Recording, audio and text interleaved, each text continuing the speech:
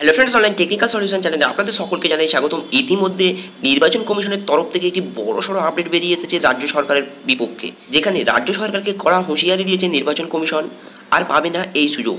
তো চলুন আজকের ভিডিওর মাধ্যমে আমরা এটাই দেখব নির্বাচন কমিশনের তরফ থেকে কী হুঁশিয়ারি এসছে এবং কী সুযোগ থেকে রাজ্য সরকারকে বঞ্চিত করলো নির্বাচন কমিশন। তো চলুন শুরু করা যাক। আলোচনা শুরু করার পূর্বে প্রত্যেকবারের মতোই করবো একটি রিকোয়েস্ট, আপনি যদি আমার চ্যানেলে প্রথমবার ভিজিট করে থাকেন বা আমার চ্যানেলের ভিডিও প্রথম থেকে থাকেন, তো চ্যানেল কিংবা ভিডিও নিচে দেখুন একটি রেড কালার সাবস্ক্রাইব বাটন আছে, সেখানে ক্লিক করে জলদি করে সাবস্ক্রাইব করে ফেলুন। সাবস্ক্রাইব করার সাথে সাথেই দেখবেন পাশে একটি বেল আইকন আসবে, সেটিকেও প্রেস করুন, যাতে এই চ্যানেলের মাধ্যমে যখনই আমি এই ধরনের কোনো লেটেস্ট এবং হেল্পফুল ভিডিও নিয়ে আলোচনা করবো, তার সর্বপ্রথম নোটিফিকেশনটা আপনার কাছে পৌঁছে যাবে।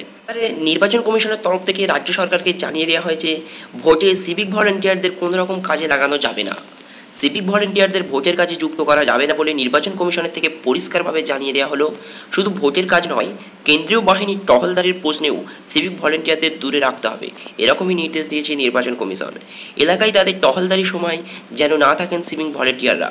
জেলা পুলিশ সুপারদের কাছে ইতিমধ্যে সেই নির্দেশ পাঠিয়ে দিয়েছে নির্বাচন কমিশন। তাহলে বুঝতেই পারছেন, গত পঞ্চায়েত ইলেকশনে মমতা সরকার কেবলমাত্র ওই ভলেন্টিয়ার দিয়ে এবং কলকাতা পুলিশ দিয়ে ভোটটা করিয়েছিলেন, কিন্তু এবার এই লোকসভা নির্বাচনে নির্বাচন কমিশন সাফ জানিয়ে দিয়েছে কোনো রকমভাবে সিভিক ভলেন্টিয়ার ব্যবহার করা যাবে না। শুধুমাত্র ব্যবহার করাই নয়, কেন্দ্রীয় বাহিনী যখন টহল দেবে তখনও তাদের থেকে দূরে থাকার নির্দেশ দেওয়া হয়েছে। কেন্দ্রীয় বাহিনীরা যখন এলাকায় টহলদারি করবে তখন যেন কোনো রকম সিভিক ভলেন্টিয়ারদের না দেখা যায়, সেরকমও নির্দেশ দেওয়া হয়েছে প্রতিটি পুলিশ সুপারকে।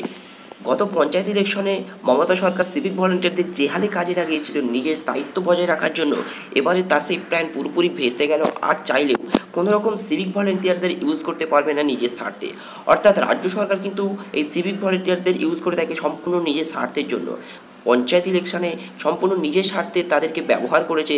এবারে লোকসভা ইলেকশনে নির্বাচন কমিশন সাফ জানিয়ে দিয়েছে সিভিক ভলেন্টিয়ারদের কোনো রকমভাবে ইউজ করা যাবে না। এতে কিন্তু রাজ্য সরকারের অনেকটাই সমস্যা হতে পারে বলে মনে করা হচ্ছে। আজকের আপডেট ছিল এতটুকুই। আমার উদ্দেশ্য ছিল কেবলমাত্র আপডেটটা আপনাদের কাছে উপস্থাপন করা। আমাদের এই তথ্য বা ইনফরমেশন বা ভিডিওটি যদি আপনার ভালো লেগে থাকে, অতি অবশ্যই ভিডিওটাকে একটি লাইক করবেন এবং ভিডিওটাকে বেশি বেশি করে শেয়ার করে প্রতিটা রাজ্যবাসীর কাছে পৌঁছে দেবেন।